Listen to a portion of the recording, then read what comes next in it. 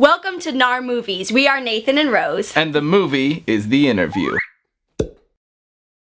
Okay, so first off, I just wanted to ask you right off the bat, first impressions. Was it better than you thought, worse than you thought, about the same? Did you like it? It was way better than I thought, honestly. Better than you expected? Yeah, I've heard a lot of people, because there's so much hype about the movie, a lot of people were like, yeah, I went to see it because of all the hype, and it really sucked. It sucked. Seth Rogen, James Franco, blah, blah, blah. And, you know, so I guess I had really low expectations, but it was like a well-done movie. It was really funny. It looked really nice. They had like lots of nice scenes of like, you know, wild Korea. I don't know if it was actually shot in North Korea, probably not, but probably not. you know, it was a better done movie than I think I expected, just because of all the negative hype. It was better than I expected. I will say, I because of what happened the leading up to the movie, I knew critics were gonna like blast it because they just had to almost. Like, for their job, it's just like, you have to do that, kind of. Yeah. Luckily, you have us, the not pretentious movie reviewers.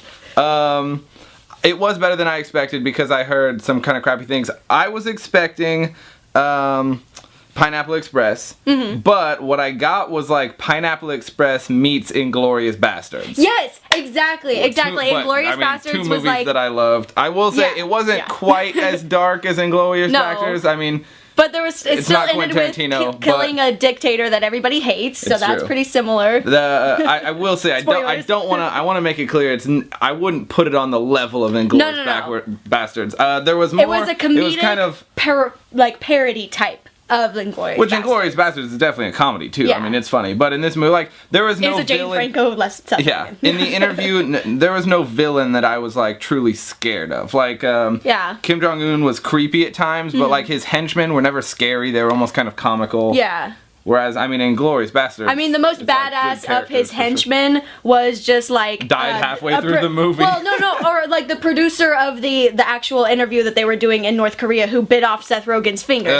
Like, he was the most badass of all of them, and he was just like an and then like Seth TV Rogen technician bit his finger back off. Yeah, that was the kind of stuff I was expecting, but. Just like how his ear got taken off in Pineapple Express, the little corner. Yes, but it was almost like comical. It was almost tastefully like cheesy. Does that make sense? Yeah, it was just like there was just enough of it to make it be like, oh yeah, this is your classic Seth Rogen, James Franco. But still, it was like, I don't know. I thought it was entertaining in ways that kind of transcended what you would take your typical just like comedy, you know. I was really hoping there would be kind of like a deeper social message, you know, but it was very shallow, the whole like North Korea, America politics. I did get a little bit, and I don't know, it's probably maybe just me stretching it, but what I was thinking about was just how, you know, when they were in North Korea, some of the scenes were really crazy. They were shot really shaky, or just like, you know, there was lots of like noise or music or something. And it kind of made me think about some of the ways the movie was made was kind of a reflection about the way the world thinks of North Korea. Oh, yeah. Because we just think of them as being batshit crazy. And a lot of the like scenes and montages of when they were in North Korea were very just like, or like what you expect crazy. What Kim Jong-un's life would be exactly. like. And so I thought overpowering there were dictator with all the money that he would ever want. Yeah, so. I thought there were certain styles to the way that they shot the movie that even were kind of out there, or like very I don't know, just kind of pushing the edge. I really like Kim Jong-un's, just because of like that's the way we think of North Korea as being. I really like Kim Jong-un's character, like before he actually became the villain. I know, he was actually really likable and like funny, and yeah, obviously that's thrown in there to make him likable, right? Of course. And to kind of string you along with James Franco. To make the comedy part good. Yeah. James Franco's character, I liked it. He for once, like, isn't playing a, just like stoner, which I feel like this is definitely an insult to his acting, which I don't want it to be because I love James Franco. But he's really good at playing that stoner character, kind of. Right, yeah. It's just like, it's his specific trope. And so, like, his character kind of came across as like kind of like dopey, ditzy kind of, which I feel like allowed him to be the stoner character without being a stoner. Just he did, I guess, get high in the movie several times, but even. But I think it was more like his character was supposed to be more like a media type of celebrity, pop culture type of person, which like a personality. but like not like just like us. Meta. But I mean, his character and Seth Rogen's character, though, they just meshed so well. Oh, they meshed? What? Surprise, I know, surprise. right? That's but I mean, like you have to expect that from the two of them. And I think that was another thing that makes the movie really enjoyable for me, at least, was the fact that they, their chemistry was just so on point that their delivery of stuff the is one-liners always perfect. The one-liners are hilarious. There's gonna be so many quotes from that movie that you're gonna be hearing all the teens say in the hallways of school and stuff. But no, I even wrote that down in my... Some of your favorites?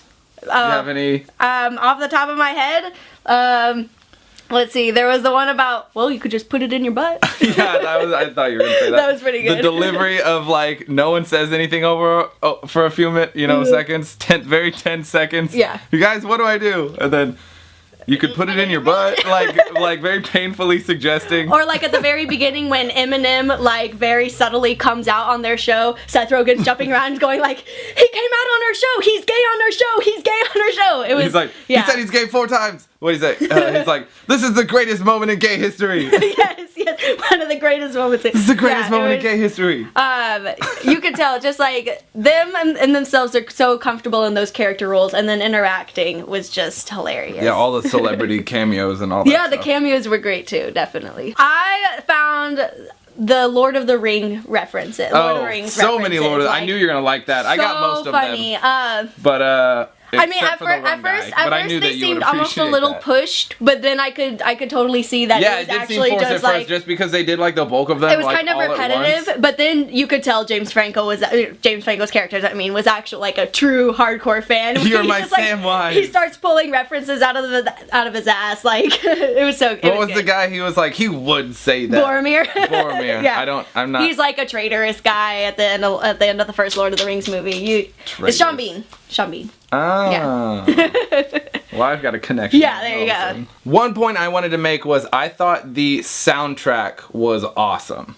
Yeah. It was like a perfect blend of like the catchy songs that you would know thrown in for like the impactful times, but there was a lot of just good like cinematic soundtracking. I agree. That wasn't make like too cheesy, but like to make the Empire, the North Korea, like especially when you got like the big CG'd. Unfortunately, not the greatest CG jobs, but almost adding to the just the very Empire element when you see his house and it's like that giant concrete fortress, but not overdone. Yeah, definitely. But then of course all the like the poppy stuff and the stuff you'd recognize to make each scene. There were definitely some scene changes where there was going to be like a really cool montage or something going on, and you're just like, oh yeah, like the music just starts it off right. And I feel like that is something about movies that you really need to have that good mix of a soundtrack, especially for a comedy movie. You need to have those familiar, like popular songs mixed in with the like good thematic. Well, music. yeah, especially in like newer modern movies where you're trying to appeal to a larger audience. It means a lot. In our culture, we love like sampling and like hearing other things that we know in the things that we're experiencing. We make a strong connection with that. So, I've noticed that a lot in recent movies. But I mean, it's just that scene where you're like, some character like does something awesome, it goes all slow motion, then dubstep starts playing or something. Yeah, it was good. That was so good. Okay, so I wanted to ask you what you thought about Kim Jong-un's death scene. Spoilers. Whatever. It's too late for that. So I think what we got in the version that Rose and I saw online was like a halfway edited, because I saw this email chain where when it was first CGI'd, when it was first done, it was much more gruesome.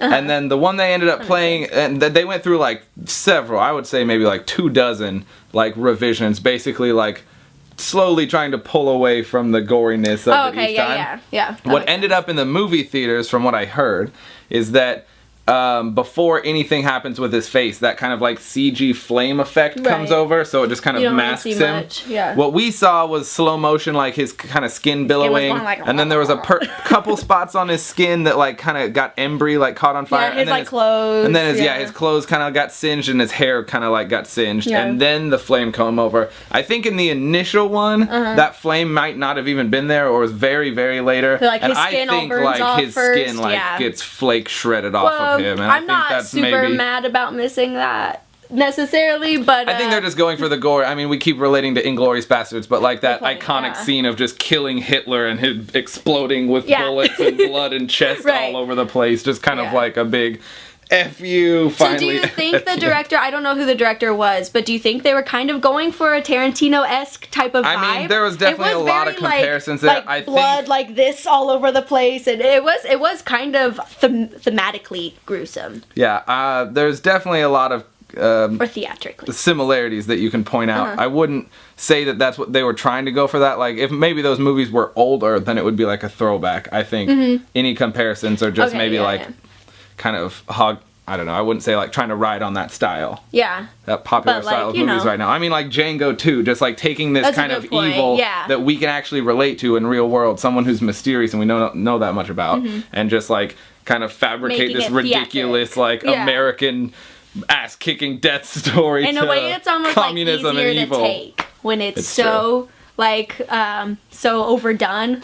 It's kind of almost like, well, okay, I guess we can think about this.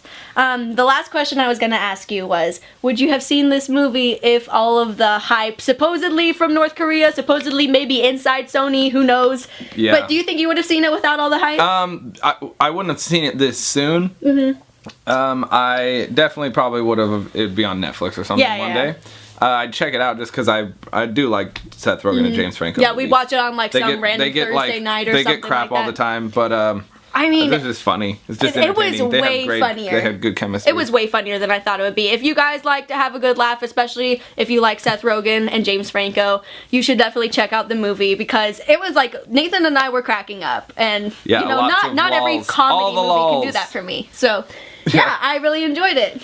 Cool. Well, thank you for hanging out with us on this episode of NARmovies. Make sure to like and subscribe down below to see all of the movies that will come. And yeah, we'll see you later.